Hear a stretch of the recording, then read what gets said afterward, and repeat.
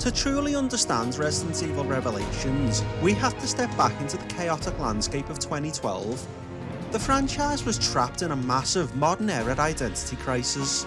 Resident Evil 6 was looming on the horizon, promising global action, Hollywood explosions, and what looked like a complete abandonment of survival horror. The gaming industry at large was gripped by a Western action craze, with titles like Gears of War, Call of Duty, and Halo dominating the market. In a tragic twist of irony, Resident Evil was beginning to lose its soul, trying to keep up with the very games that had taken inspiration from its own blueprint in the first place. In the middle of this tonal warfare, Capcom released Revelations. For players who originally caught this on the Nintendo 3DS, it was hailed as a triumphant return to form, a tactical apology letter to classic fans. It promised to bring back the slow burn tension we had been begging for, but for those of us who missed the boat on handheld and only tried it later when it was ported to home consoles, the reality was far more complicated. When you strip away the novelty of it being a portable title and project it onto a big television screen, the cracks in the hull immediately start to show. It wasn't a total disaster, but it exposed the game desperately trying to serve two completely different masters. It wanted to appease the old school fans who missed the fixed camera angles and gothic misery of the 90s, while simultaneously refusing to let go of the high octane, over the shoulder action crowd. It stands as a respectable effort for a portable screen, but on a home console, it reveals itself as a deeply average experience. It was a game released in an era where the spin-offs were failing to hit the mark, leaving an audience to watch their favourite franchise drift further away from its roots.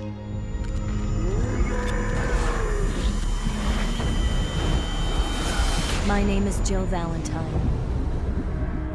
I serve the BSAA as a counter-bioterror operative. We've lost contact with Chris, and I've gone into the heart of the storm to find him.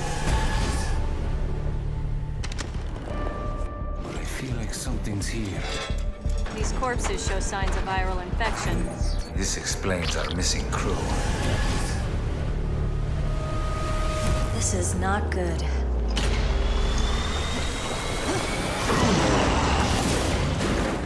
What's going on here? It's a trap! What have they created?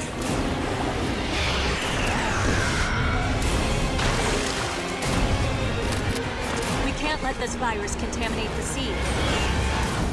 Abandon hope, all ye who enter in. Welcome to this little Resident Evil retrospective. I'm Parasine, and I am playing through the entire franchise in release order from the very beginning in the Spencer Mansion all the way to the most recent entries. Our journey through the history of the franchise so far brings us to the cracking iron hull of the Queen Zenobia.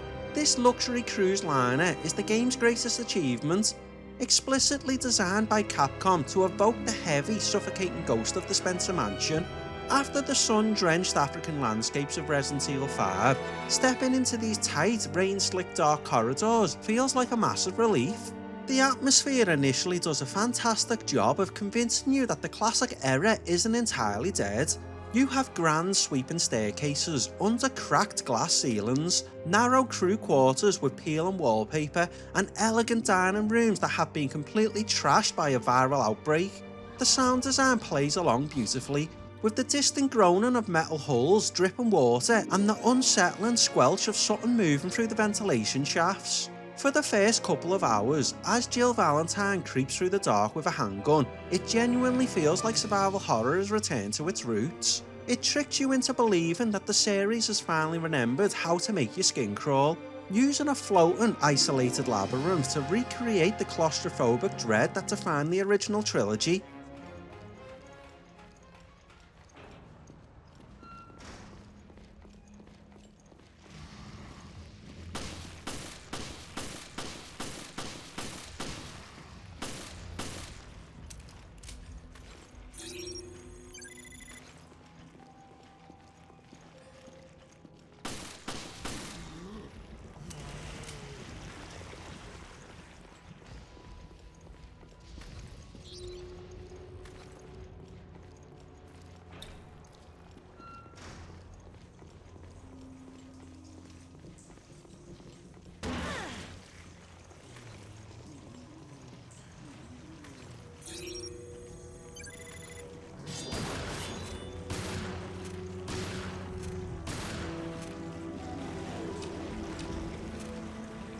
To understand the structural layout of Revelations, you have to look at Capcom's history of portable desperation. We'd already seen the company try to shrink this giant down before, whether it was outsourcing a non-canon ghost ship in Resident Evil Garden back in 2001, or celebrating a franchise's 10th anniversary with Deadly Silence on the DS. As a kid sitting on the carpet, I always gave handhelds a wide berth because squinting at a tiny screen just didn't compare to the power of a home console. But Revelations was built to be a technical miracle for the Nintendo 3DS, pushing the mobile MT framework engine to its absolute limits to prove that proper survival horror could live in your pocket. The problem, however, arises when that handheld exclusive escapes its original hardware. When Capcom ported Revelations to home consoles, they put a giant magnifying glass over its portable foundation. What felt like a visual masterpiece on a screen the size of a business card feels undeniably flat on a massive television screen. The geometry corridors look rigged, the textures are noticeably low resolution, and the environmental interaction is severely limited. It lacks the rich, heavy fidelity of a game built from the ground up for a television. It stands as a respectable achievement for a handheld, but as a console release, it constantly reminds you that you are playing a port designed around technical compromises.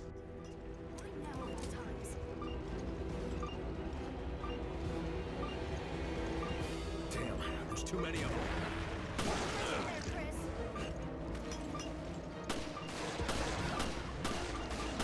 Shit, my ammo's not gonna last. Aren't there any more decoys?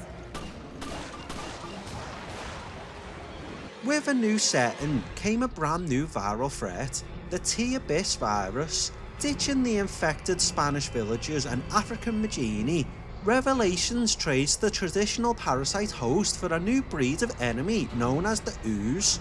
These are bloated, pale, grey sea monstrosities that look like walking manifestations of drowning. They don't wield chainsaws or scream instructions at you in foreign languages. Instead, they slowly lumber down the corridors, their bodies erratically twitching and jerking as they advance. The horror here is genuinely effective. The Ooze don't just bite you. They drop open a massive circular maw from the centre of their faces and attempt to literally dehydrate and drink your fluid. Because the corridors of the Queen Zenobia are so tightly constructed, navigating around them becomes a tense spatial puzzle.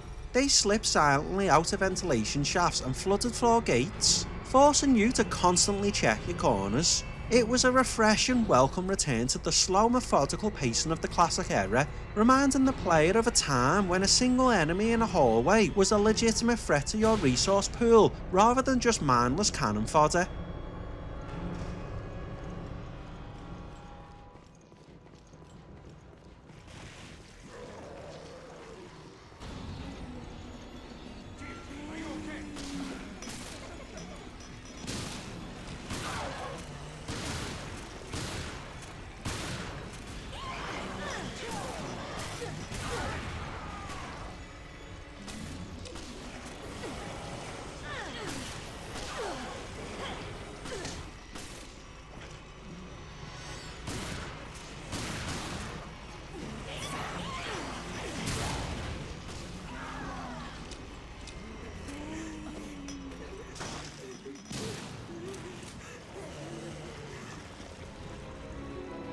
But whatever goodwill the atmosphere and enemy design built up, the game's structural choices completely derail. Because this was originally a handheld title designed for short bus rides or quick gaming sessions on the go, Capcom split the entire campaign into a television-style episodic format. Every single time you finish a brief chapter, the game cuts to black, scores your performance, and forces a hard reset. When you start the next segment, you are greeted with a voiceover proclaiming previously on Resident Evil Revelations, followed by a montage of clips of things you literally just played 5 minutes ago. On a home console, where you've settled in for a long, dark, immersive horror session, this structure makes you openly sigh. It destroys the pacing entirely, just as the tension starts to mount, just as the creaking of the ship starts to make your skin crawl. The game violently yanks you out of the world to show you a recap menu. It treats the player like they have the attention span of a goldfish. It's a mechanic that perfectly illustrates the compromise of the port. A design that made absolute sense for a portable device completely shatters the suffocating illusion of a survival horror when played on a home console. Damn it. Bastard took all my weapons. Can you reach HQ? No, comms are out, it seems. Shit, we'll be stuck here. Who the hell are you?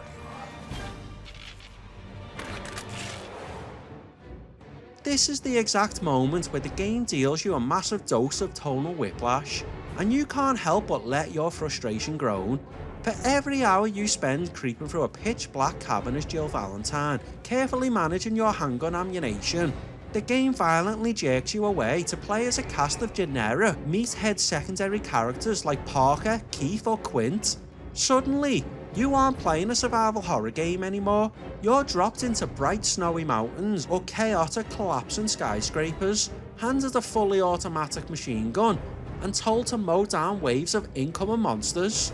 It was a blatant, desperate attempt by Capcom to appease the Western action crowd. Resident Evil had completely lost its identity, frantically trying to mimic the high-octane pace of Gears of War, Call of Duty and Halo. Instead of trusting the atmosphere that made the franchise famous, the developers felt the need to break the horror up with mindless shooting galleries. It completely dilutes the momentum of the Queen Zenobia. You go from a genuinely tense, claustrophobic puzzle box into a loud, generic third-person shooter that feels like a pale imitation of the games it originally inspired.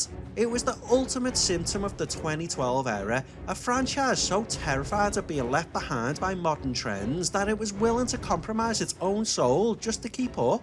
There's an underground chamber. We're preparing to storm it now.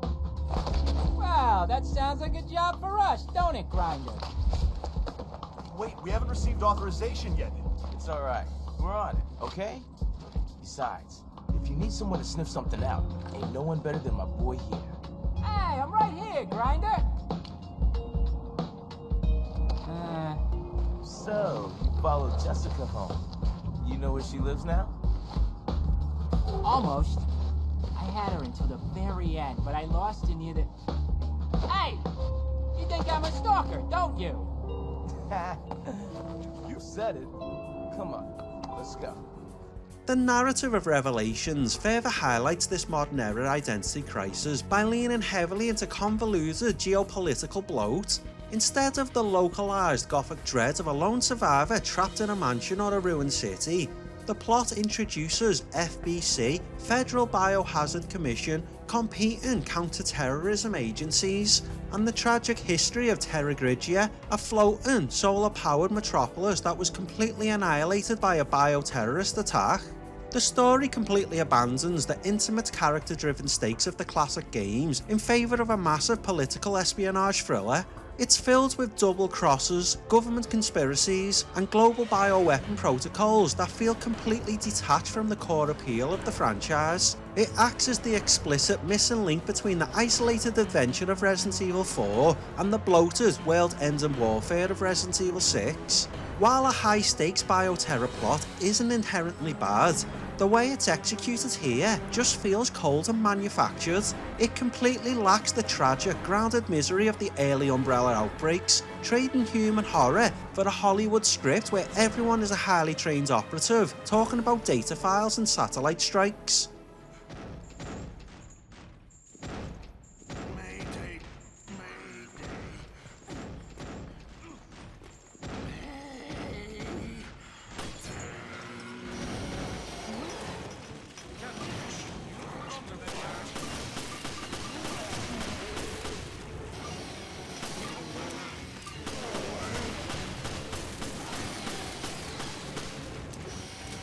Oh no, I think this creature might be the comms officer.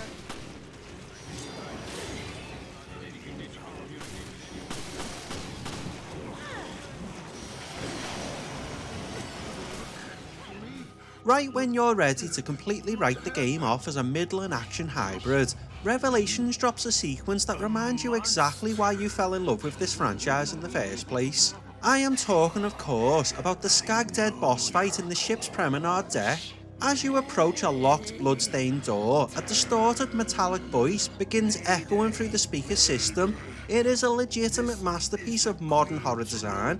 When the door finally bursts open, you are confronted with a massive bloated abomination. The horrifying twist is that the human upper torso of the ship's comms officer is still attached to the sides of the massive buzzsaw armed monster. He is completely conscious, trapped inside his own mutated flesh, his human mouth crying out tragic distress signals, while the grotesque creature beneath him screams in bloodlust.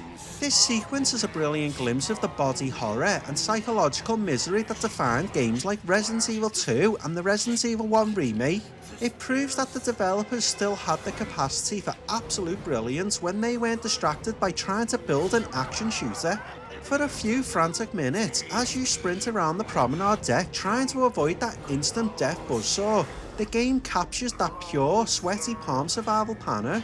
It's easily the highest retention moment in the entire campaign, standing as a painful reminder of what this game could have been if Capcom had just stayed on the ship and trusted the horror.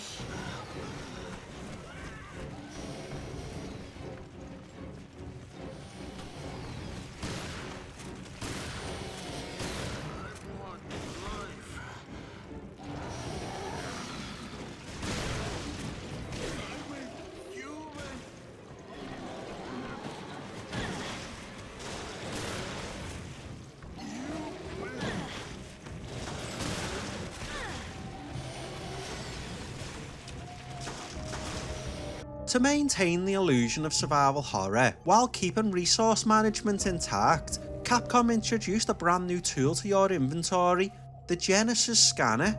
This is the first person device that you are forced to pull out and scan across every single room you enter if you want to find hidden ammunition, green herbs or secret data files. You have to stop dead on your tracks, view the world through a pixelated digital lens, and wave the cursor over the floors, walls and furniture. The mechanic completely kills the natural exploration loop. Instead of discovering supplies organically tucked away on shelves or in lockers, you are reduced to acting like a forensic scientist sweeping a crime scene. It turns the atmospheric pacing into a tedious mandatory chore. Every time you step into a beautifully decayed cabin or a creepy laboratory, your momentum is instantly halted because you know you need to scan the floorboards for free extra shotgun shells. Furthermore, scanning live or dead enemies builds up a percentage meter that eventually rewards you with a free healing item. It's a completely gamified, artificial layer that forces you to stare at a progress bar rather than soaking in the environment. It stands as a clunky, modern design compromise, a mechanic that slows the game down through repetition rather than genuine, terrifying tension.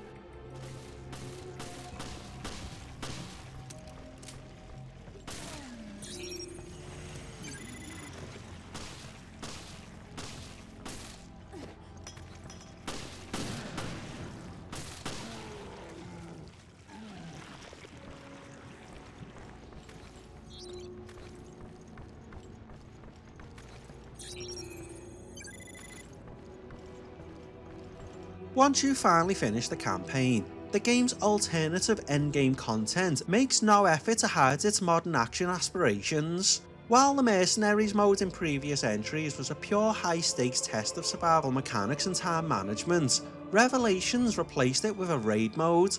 This completely transforms the survival horror framework into a cooperative RPG looter-shooter. Suddenly, enemies have literal health bars and floating damage numbers popping out of their heads. Stages are stripped straight from the campaign, but now your goal is to sprint to the finish line as fast as possible, killing everything in your path to earn experience and battle points. You use these rewards to purchase randomised weapon tiers, custom parts and stat upgrades. It is undeniable arcade-style fun, and the loop of levelling up your character to tackle harder difficulty stages is incredibly addictive, but it stands as the ultimate symbol of the 2012 era. It proves that Capcom was no longer interested in leaving the player with a sense of lingering dread. They wanted to turn Resident Evil into a highly repeatable numbers game designed for maximum mechanical engagement rather than psychological horror.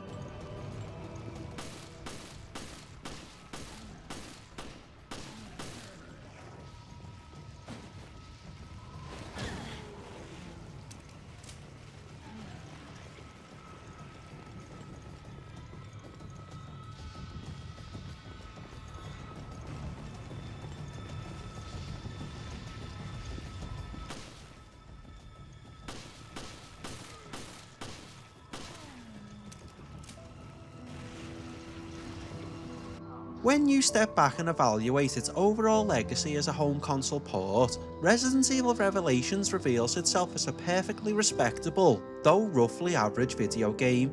It is a title trapped entirely between two worlds. It has undeniable moments of merit. The early hours exploring the cruise ship are excellent, the Ooze are a great enemy type, and the Skag-Dead boss fight is a legitimate horror masterpiece. But every single time the game builds up ahead to Steam, it immediately compromises its own success with handheld baggage like the episodic recaps, tedious scanning mechanics, and jarring shifts into mindless action-heavy chapters. It was a product of a time when Capcom was completely lost in the woods, trying so hard to be everything to everyone that the final product ended up feeling incredibly ordinary. It didn't have the courage to fully commit to the claustrophobic fixed camera terror of the past, nor did it have the budget or polish to compete with the premier western shooters of the era. On a portable screen in 2012, it felt like a triumph of optimization. On a home console television screen, it stands as a monument to a franchise that had lost its direction, treading water with spin-offs that were failing to truly hit the mark. Morgan Lansdale, you are hereby relieved of your position as FBC Commissioner. And I'm placing you under arrest on suspicion of conspiring with Veltro in the planning and execution of the Terragrigia panic. With all due respect, Director O'Brien, the BSAA is making a huge mistake. As the Queen Zenobia finally sinks into the dark horizon, it carries away the franchise's real last attempt to hold on to the ghost of its past. Resident Evil Revelations stands as a respectable, completely average entry that tried to sail between two entirely different eras. It gave us fleeting glimpses of genuine survival horror, but it was completely weighed down by the compromises of its handheld heritage and desperate urge to keep the pace of the Western action craze. Before we dock the ship and leave the maritime nightmare behind, make sure to partner act with the like button and keep our channel health in the green. If you want to ensure you're always locked into the mission for the next entry, investigate the subscribe button to keep the combo alive.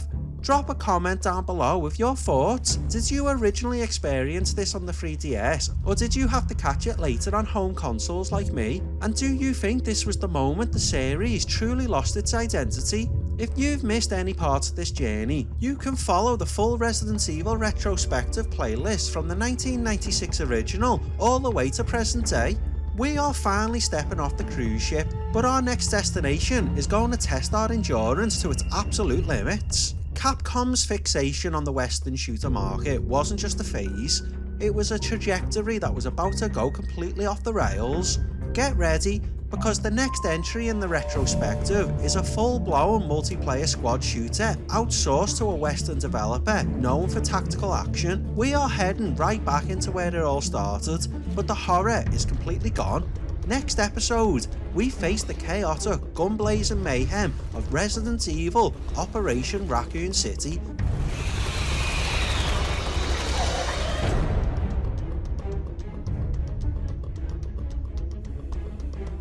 Before I go, a quick thank you to the people helping support the channel. Massive thanks to Joe Peacock, Ross McKellar and Callum MacDonald for becoming members and helping keep the PSX index rolling. Your support genuinely helps me spend more time making these videos and less time worrying about how I'm going to fit them around everything else. Thank you for being a part of the archive. This has been Parasine. The index continues.